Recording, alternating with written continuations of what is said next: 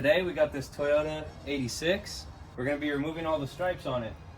For the hood, the roof, the trunk, the back of the wing. Yeah, he just wanted to remove the stripes. If you guys take a look over here, he actually removed the two stripe pieces that were here on the front bumper already. The reason why he brought it to us is because when you remove the stripes, it left a bunch of glue behind. I actually know a couple of tricks to removing them without leaving a bunch of glue behind. You just have to heat it up enough, get the glue nice and warm, and it'll come right off with it. That's the theory anyways. This car, the stripes have been on there since 2017, so they're a couple years old. Normally, you know, up to about 5 years, they'll come off pretty good without any issues. But with this, who knows? You gotta remove one and see what happens. But we're gonna try that today, and we're gonna see how it goes.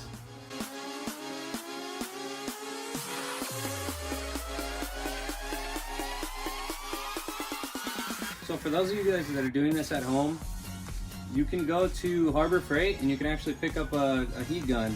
You don't want to use a hair dryer. It doesn't get hot enough. It'll warm it up, but it won't get hot enough.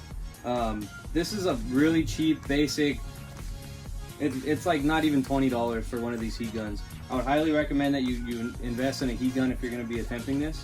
I also have the infrared heater over there, which is a little bit more advanced. It's not something you'd be buying for a one-time stripe removal, but that is going to be able to heat the roof up while I'm doing the hood. That way that'll get nice and warm by the time I get over there, speed up the process a bit. So what you're going to do is you're just going to pretty much heat it up. Now when it comes to vinyl, your post-heating temperature is normally around 175 degrees Fahrenheit. That's a safe bet to where, you know, that you can heat the vinyl without damaging it or damaging paint, anything like that. I'm gonna probably aim around 150. I actually have the same thing, OEM, this is like an AutoZone one. This is a temperature gun, and I can see the temperature of what, you know, where I'm at as I'm heating it. So I'm gonna go ahead and start with about like a 150-ish.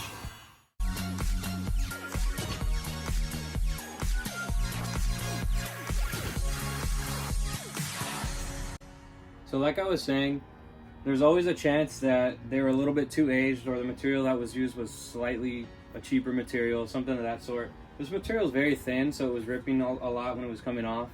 The glue absolutely just did not stick with the material. So when situations like this come along, you can either try a steamer, or when you peel it off with the heat, it's going to leave glue behind that you have to clean off. I'm going to go ahead and give the customer a call to see how he would like to proceed. It's going to be a little bit extra labor, obviously, with a situation like this.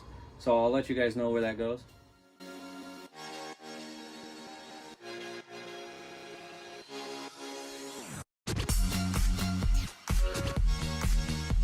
So we figured out the magic concoction.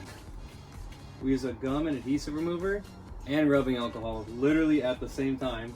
Sprayed alcohol, like an even mixture, and that pretty much got it right off with a little bit of scrubbing. But yeah, for the most part we got all the adhesive off. Since they were on for a couple years, it made like a couple of lines where the outsides of the vinyl were, and those lines are just like dirt buildup and stuff. So I'm going to clay bar it, and then I'm going to use some polish and then polish it out, and for the most part that'll cover it for how to get this stuff removed. This is obviously worst case scenario if the glue is left behind. It's a lot more work, but it's definitely doable. If you use a good quality material in the future, you wouldn't, or in theory, you shouldn't have these problems. Like I said, I feel like this is a cheaper material. By the smell of the adhesive when we're taking it off, I know for sure it's not like a 3M or an Avery or even a Hexus, Vivid, something like that. I've worked with those materials, and you can. So now I'm going to go ahead and start the clay barring process. I'm using the soapy water, and it's like a dish soap, so it gets rid of waxes and stuff. So I'm going to spray down the clay bar. I'm going to spray down the surface, get it nice and wet. You can also buy like the very expensive version of this, which you can get at AutoZone, and I think they call it like a clay luber. It's a lot of money considering it does just about the same thing. Make sure that you're planning on polishing the surface after you do a clay bar, because it does leave micro scratches. That's just the nature of the beast. That's how it works. And I like to go in just one direction. You don't want to go in circles or back and forth, because if you're making these lines straight up and down only, and you go to polish it after, it makes them less visible. It makes everything look better when you're done. There's a whole scientific reason behind it, but I'm not going to explain it right now. But yeah, so I'm just clay barring the surfaces where the stripes were, especially right on the edges to get rid of those little dirt ridges that had built up just over a couple of years. And then when we're all done with this, just wipe it down and go ahead and polish it.